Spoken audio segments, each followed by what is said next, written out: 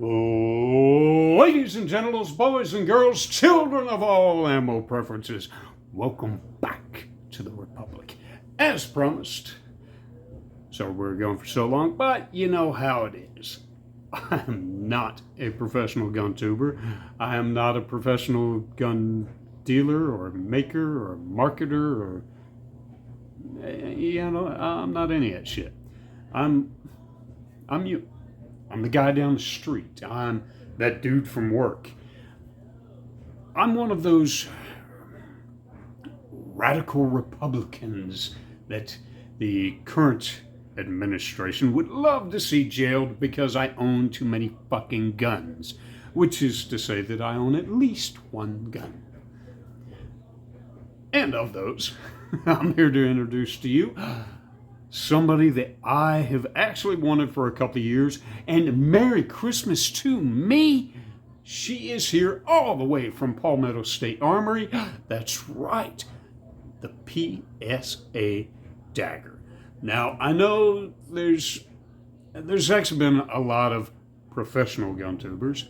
I've done videos about her, and some like her just fine, some hate her.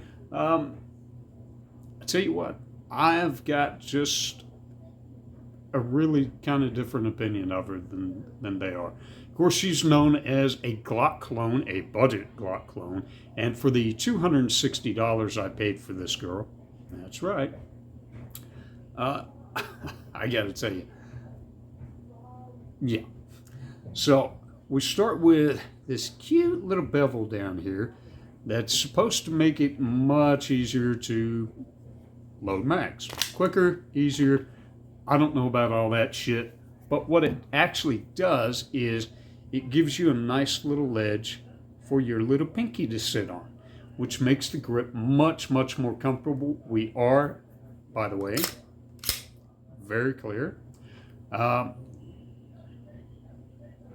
again, makes it much easier to keep hold of her, much more comfortable to keep hold of her. Going up to, now, as a Glock clone, of course, she's compatible with all Glock, Gen 3 Glock parts, Glock 19. But you know what? She's not entirely Glock. And I would venture to say she's actually more of a half-breed, a crossbreed, a hybrid. A hybrid with what? Well, I don't know. That grip just reminds me so much more of something else in my arsenal. Yeah. Smith & Wesson Shield 2.0.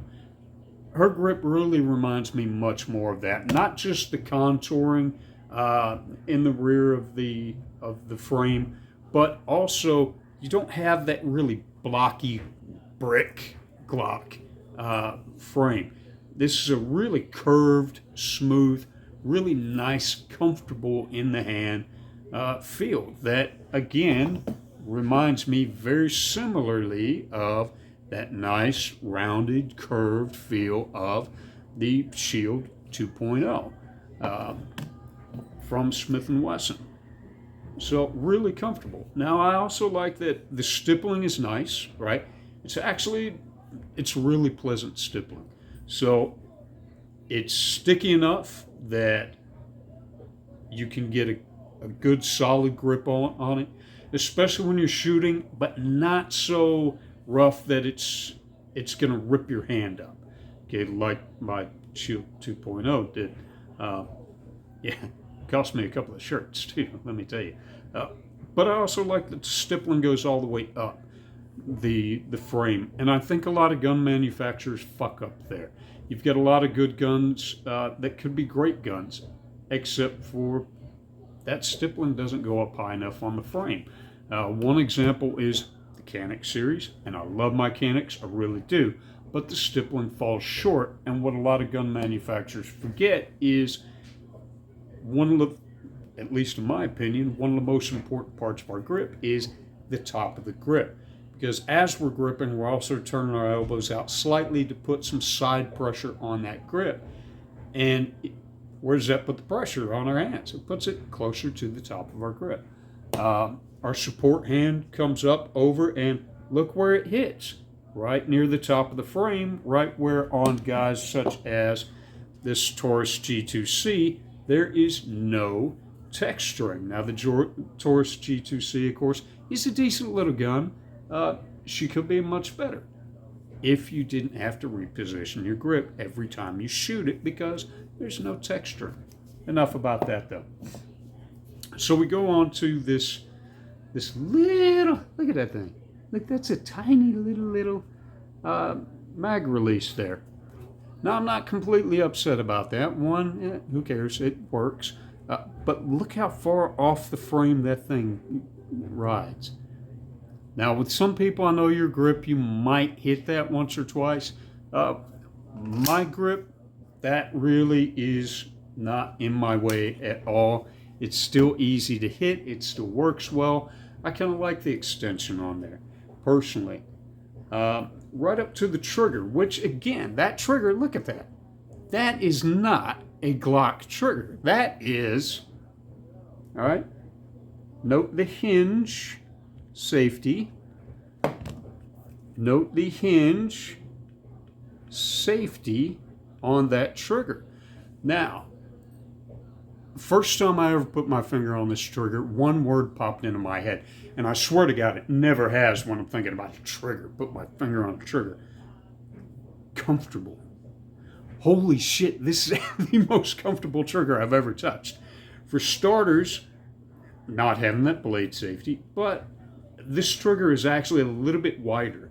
Trigger shoe's a little bit wider than most, which gives you a lot more surface area to put the tip of your finger on, which means it is just super, super comfortable. It really, really is. And you really have to shoot it to understand what I'm talking about. And talk about not Glock and triggers. So check this girl out. So, of course, we've got a little bit of take up, right? We hit that wall, and now the reset, and again. So really, I mean, that is not bad at all.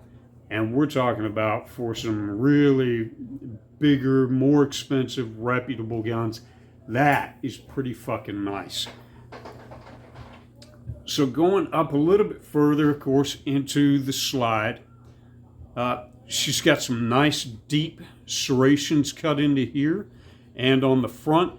Now, I will say that even though I know they cut the front to be able to slide in and out of holsters much easier, I really do wish, because I'm a press checker, and so I use these front serrations a lot. I really do wish that they had run them all the way up the sides of that slide, but neither here nor there. They didn't, whatever. Onto the barrel. I opted for the threaded barrel because, well, as it happens, I don't have anything with a threaded barrel. And not that I'll ever put a silencer on here, and I'll probably never put a compensator on here, but you know what? Fuck it. I wanted one. It's not your gun. I don't care.